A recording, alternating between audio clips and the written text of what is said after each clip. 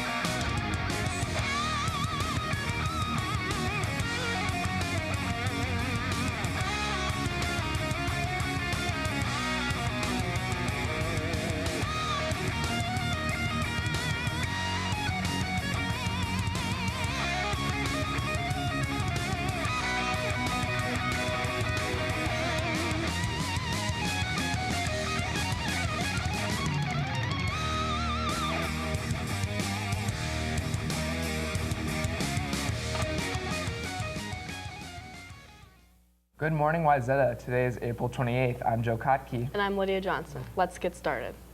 Register for driver education classes in June and July. These classes fill by the last day of school, and there are no classes in August. Check floor offices for flyers with information on registration. Join the co-ed Wayzata mountain bike team sponsored by Wayzata Community Education. Information sessions are for parents and students on May 11th and May 15th at 7 p.m. in room B204. Attend the Twin Cities Teen Literature Conference on Saturday, May 6th at Henry Sibley High School. Meet authors including Jay Asher, author of 13 Reasons Why. Sign up to ride the bus from the school. More information can be found on the Media Center webpage, and see Ms. Samick in the Media Center for details. Now let's see what's going on with the spring play, The Sparrow. She's walking down my street right now. Has it really been 10 years? She's 17 now. I know, she looks so strange. She doesn't seem very happy to be here. I don't understand why she came back. Her grandmother died last year. No family to speak of. I wonder if she's been back there yet. Oh, she must be so scared. We should just love her as one of our own. She is one of our own. It isn't fair. I want to talk to her, but I don't know what to say. Do you think she remembers any of it? Oh, I hope not. That's why her grandmother sent her away, isn't it? Remember her face after it happened? Why is it ghost? Of course you have. You like to read? Definitely seems fitting.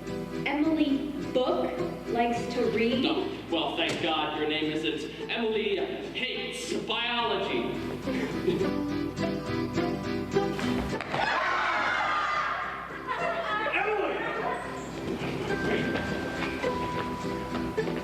Are you okay? Detention! All of you! So, boys lacrosse? Yeah, they had a big old comeback win last night. Boys lacrosse traveled to Edina last night and gathered a 7-6 win over the Hornets. Junior Dalton C's had 3 goals on the night, as well as 1 assist. The boys were down 5-2, but scored 5 goals compared to Edina's 1 in the last quarter of the game, with sophomore Chris Thierry scoring the game-winning goal with under a minute to go. Hopefully the boys won't need to mount such a large comeback in their Saturday away game at Matamidi. Girls lacrosse also traveled to Edina last night, but did not have the same luck as the boys, losing 13-2 to the Hornets. Mackenzie Crandall scored both of the Trojan goals. Boys tennis will be competing against the Lakeville North Panthers tonight here at WHS, hoping to capture another win to build on their 6-2 season record. The baseball team will be playing against Minnetonka tonight at 4:30 at Central Middle School. The team has already started the season off with a perfect 5-0 record, in addition to only allowing 2 runs. So hopefully they can continue this hot streak through the weekend for their Saturday game against Rochester Mayo.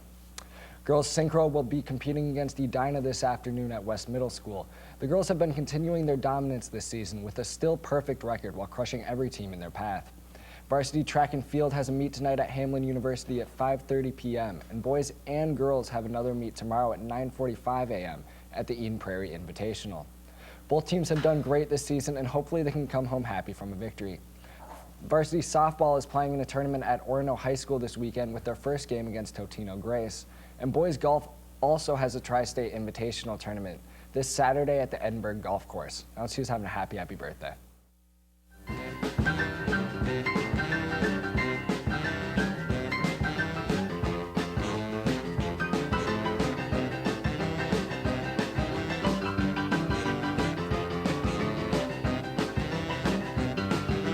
Slipping and a sliding, leaping and a hiding, been told a long time ago. Slipping and a sliding. Sophomores and juniors interested in being a Link leader, visit the Link Crew webpage for information on applications and interviews. The last day for interviews is Friday, May 5th. Seniors participating in honors reading must turn in their yellow cards by May 15th to receive their award before graduation. See Ms. Samick in the Media Center with questions. The bilingual SEAL test will be given during blocks 3 and 4 on Monday, May 15th. This test can award you college credit at Minnesota State colleges and universities. The test is available in Arabic, Chinese, French, German, Portuguese, Russian, and Spanish. Cost of the test is $40 on ePay. Contact Profe Lisa Parra for more info. Now let's go outside to weather with Maggie. Thanks, guys. Good morning, Wayzata. Looks like the Mayflowers aren't coming as soon as we had hoped. Earlier this week, we saw some hints of snow, but it was nothing compared to the weather in Duluth, where the ice and snow closed schools in the area. Today and tomorrow's forecast will create a mild start to the weekend, with temps in the low 50s and partly cloudy skies. The rain will return on Sunday with an 80% chance of April showers and a high of 47 degrees. As we head into May on Monday, we will see some beautiful rainfall with some lovely snow mixed in. Where do I file a complaint? Tuesday will have few showers early on, followed by overcast skies in the afternoon, with temps rising to 53 degrees. This will continue into Wednesday, with cloudy skies and temps in the mid-50s. And we will end off next week on Thursday and Friday with sunny skies and highs in the 60s. Now back to the studio. So you're doing news now. That's right, Joe Cocky. The government's new plan to catch and deport illegal immigrants has backfired. On Wednesday, the Department of Homeland Security announced the creation of VOICE, or Victims of Immigration Crime Engagement. According to the BBC, this new department features a hotline that people are encouraged to call if they have been victims of crimes committed by removal of illegal aliens. Twitter, of course, took this to mean that they should call and report any close encounters of the third kind. The hotline has been receiving calls from people reporting everything from tractor stealing and crop circles to essentially just plots of X-Files episodes. Authorities say they plan to keep the line up and are doing their best to help victims of legitimate crimes. Lawmakers are in a frenzy this morning as they try to reach an agreement to stop, or at least postpone, a government shutdown. According to the BBC, the House is expected to pass a stopgap bill that would hold a shutdown until late next week, allowing lawmakers a little more time to reach a long-term agreement. If the House and Senate pass the bill as expected, the final decision will be up to President Trump. When asked about the issue, Trump said, "If there's closure, there's closure. We'll see what happens. If there's a shutdown, it's the Democrats' fault, not ours." On behalf of the Wayzata technical crew, Trip Lavely and Maggie Reese, I'm Tyler Kirkendall. I'm Joe Kotke. And I'm Lydia Johnson. Have a fantastic Friday, Wayzata.